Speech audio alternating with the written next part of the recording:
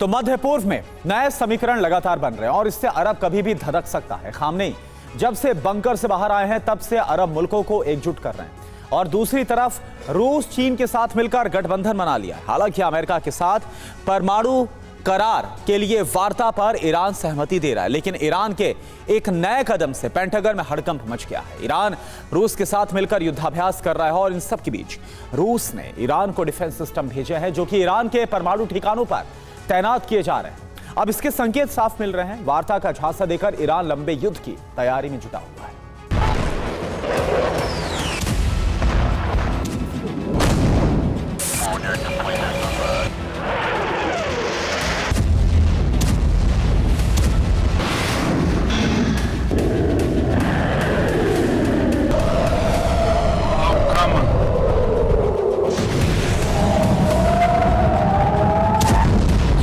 कुछ तस्वीरें दिखने में सामान्य होती हैं, लेकिन उनके संकेत बेहद खौफनाक। मॉस्को से आई ये तस्वीर भी ऐसी ही है।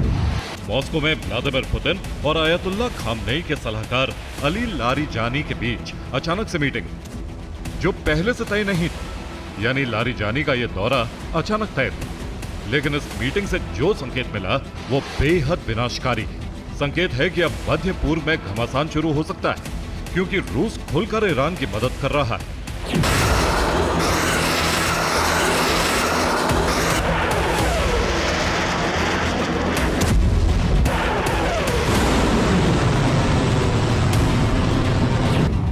मीटिंग के बाद ना तो प्रेस कॉन्फ्रेंस हुई, ना ही ये बताया गया कि अचानक से इस मुलाकात की वजह क्या थी। ऐसे कयास लगाए जा रहे हैं कि पुतिन और लारिजानी की सीक्रेट मीटिंग में खामनेई का संदेश लेकर लारिजानी पहुंचे थे, जिसमें रूस से सैन्य मदद के लिए खामनेई ने कहा था।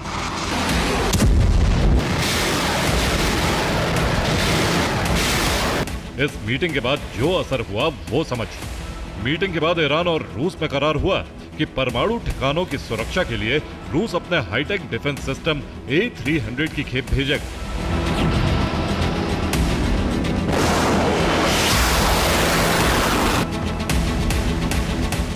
सिर्फ डिफेंस सिस्टम ही नहीं, बल्कि मिसाइल, टैंक और लंबे युद्ध के लिए बारूद भी भेजेगा।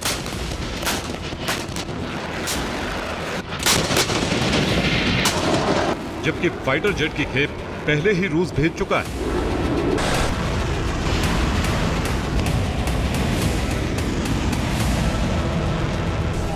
साफ है, ईरान आर पार लड़ाई लड़ने को तैयार है, क्योंकि वो किसी भी कीमत पर परमाणु कार्यक्रम बंद नहीं करेगा। जबकि अमेरिका लगातार उस पर यूरेनियम संवर्धन रोकने के लिए कह रहा है। इस बीच ट्रंप ने फिर से धमकी दी। हमने ईरान के तीनों परमाणु साइट पूरी तरह से नष्ट कर दी। ईरान उन्हें ठीक करके दोबारा इस्तेमाल कर सकता है, लेकिन उसका इस्तेमाल सिर्फ लगाए हुए प्रतिबंध के अनुसार होगा। अगर ईरान ने नया परमाणु ठिकाना बनाकर यूरेनियम संवर्धन बढ़ाया तो हम उसे भी तबाह कर देंगे।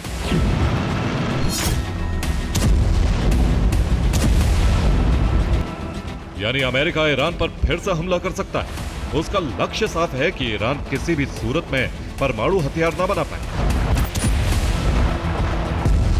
हालांकि यूरेनियम का इस्तेमाल पावर प्रोडक्शन के लिए मंजूरी मिल सकती है, बशर्ते ईरान वार्ता की सारी शर्तें मानकर डील करे। अमेरिका की धमकी के बाद ईरान ने प्रतिक्रिया दी है, जिसमें विदेश मंत्री अरागची ने कहा है, ईरान अभी भी एनपीटी में बना हुआ है। अगर ईरान पर प्रतिबंध बढ़ाए जाते हैं और उसे प्रतिबंध मानने पर मजबूर किया जाता है तो हम यूरेनियम संवर्धन 60% से ज्यादा करने के लिए मजबूर हो जाएंगे। हालांकि ईरान के तेवर अभी कुछ नरम पड़े।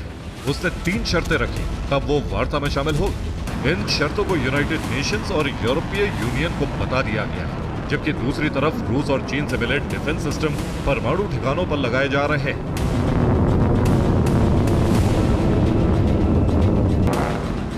अगर हालात बिगड़े तो परमाणु ठिकानों की सुरक्षा सुनिश्चित की जा सकती है।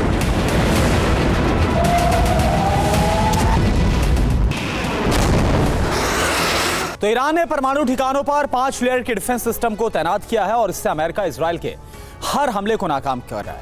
पहली लेयर में है रूस से मिले S-300 long range defence system और इसकी रेंज है 300 किलोमीटर। दूसरी लेयर में है खोरदाद मिड रेंज डिफेंस सिस्टम, जिसकी रेंज है 100 से 150 किलोमीटर। और इसके बाद तीसरी लेयर में मेरसात लगाया गया है, जो कम दूरी का डिफेंस सिस्टम है और इसकी रेंज है 60 किलोमीटर। जबकि चौथी लेयर में लगा सोरोजा, एक लेजर बेस्ड डिफेंस सिस्टम है जो कि कुछ सेकंड में टारगेट को ध्वस्त कर सकता है।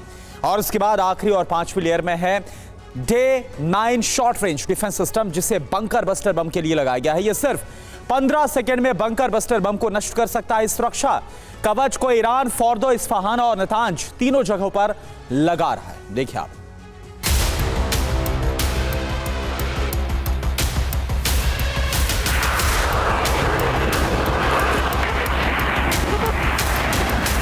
डिफेंस सिस्टम के अलावा Iran Shahid kamikaze drone battalion भी तैनात करेगा और सबसे आखिर में IRGC कमांडो टैंक के साथ अलर्ट मोड में होंगे, जिससे हवाई हमलों के साथ जमीनी हमले भी रोके जा सके।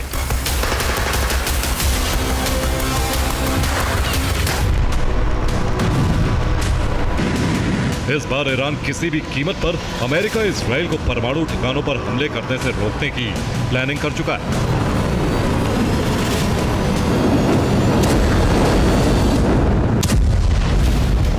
हालांकि ईरान ने संकेत भी दिया है कि वो वार्ता के लिए तैयार है, लेकिन करार के लिए उसने 3 शर्तें लगाई, जिनकी जानकारी संयुक्त राष्ट्र को भी दी गई। पहली शर्त है कि ईरान यूरेनियम संवर्धन रोकने के लिए करार नहीं करेगा। दूसरी शर्त है अमेरिका इजराइल के हमलों में ईरान को हुए नुकसान का हर्जाना मिले। तीसरी शर्त है ईरान पर हुए हमलों की अंतर्राष्ट्रीय आलोचना होनी चाहिए। साथ ही ईरान ने स्पष्ट कर दिया है कि उसे करार करने के लिए मजबूर नहीं किया जाएगा, न ही किसी तरह का दबाव बनाया जाएगा। अगर ऐसा हुआ तो ईरान कभी भी वार्ता से पीछे हट सकता है। वैसे भी ईरान 3 यूरोपीय देशों के कहने पर वार्ता में शामिल हो सकता है। फ्रांस, जर्मनी और ब्रिटेन ने कहा था कि ईरान पर हमले चौंकाने वाले हैं।